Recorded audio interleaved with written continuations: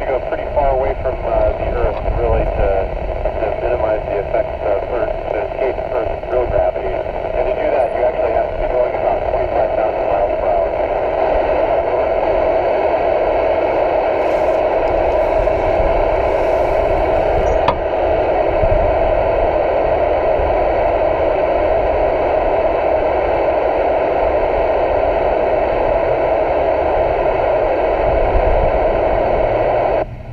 I did not hear that, the next question.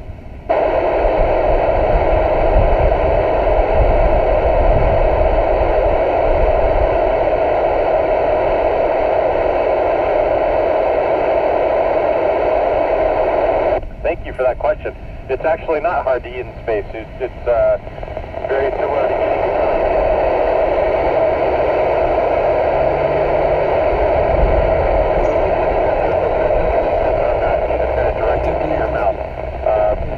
The food is pretty good, but the menu is somewhat limited. So, you know, over the course of the month, we do start to see some repetition, but the food lab does a great job of making great food for us to eat. Over.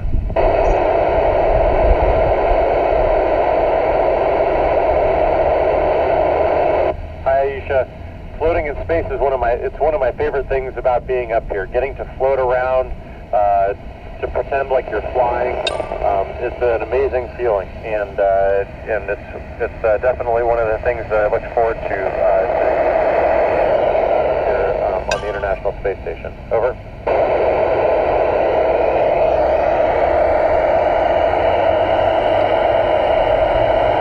Well, the nice thing about space sickness is that it usually just lasts for the first couple of days, and so just with time, you tend to get better. But if you're feeling very bad, we do have medications that we can use, either medications that you take by mouth or even an injection to make you feel better. Over.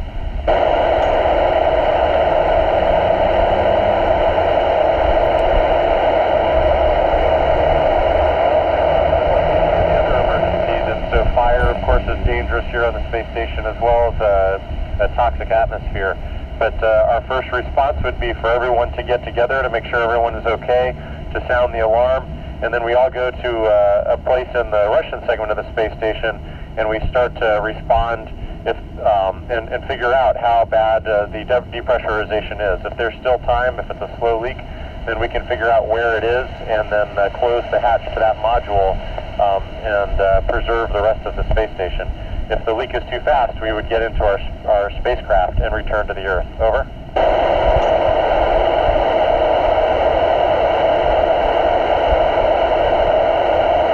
Well, we can figure out what our mass is, and the way that we do that is both the Russian segment and the U.S. segment have a special device that uses essentially a spring. And so if you attach yourself to this arm that has a spring in it and release it, it starts to swing you back and forth.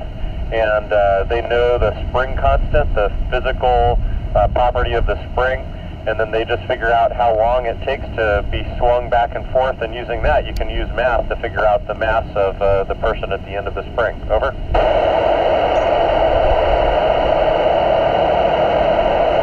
We sure do. We exercise up here for 2 hours every day, and so when we're exercising, especially doing the aerobic exercise like running on the treadmill or using the exercise bike, we sweat. The interesting thing is that, of course, on the ground, that sweat runs down because gravity carries it down towards the ground. In space, that sweat just kind of stays on your skin, and so you have to wipe it off with a towel. Over.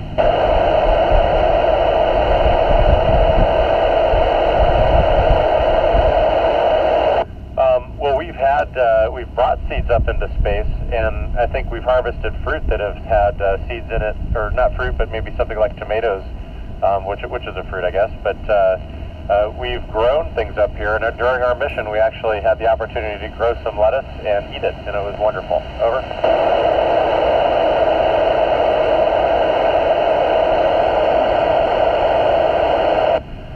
It's very difficult to see other satellites, but occasionally, if the lighting is right, you can see satellites over just above the horizon, and that's a pretty fun thing to do. We love to also look at the moon and see the stars. The stars are beautiful from up here. Over.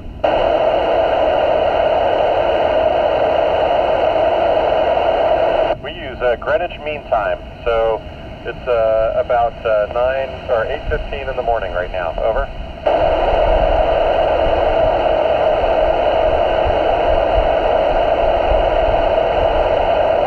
Well, if we stayed in the cupola or looked out the window for a full 24 hours, we would see 16 sunrises and 16 sunsets, which is pretty amazing. We go around the Earth every 90 minutes, and so that's a pretty cool thing. Over.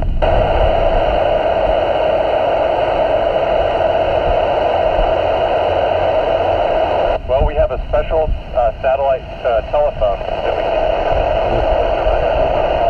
and so I'm able to speak with my family every day.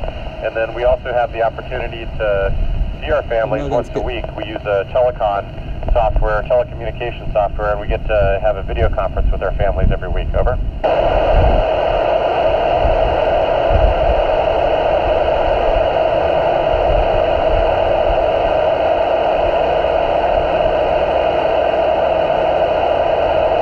Okay, I hear you now.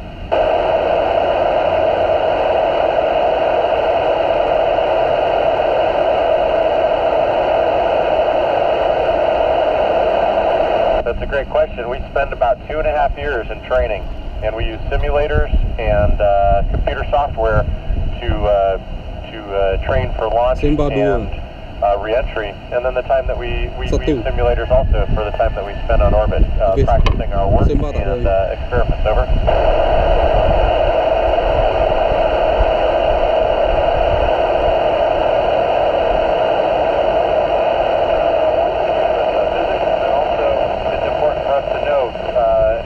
A candle would burn, because we want to be able to protect against that, of course, from having a fire in the space station.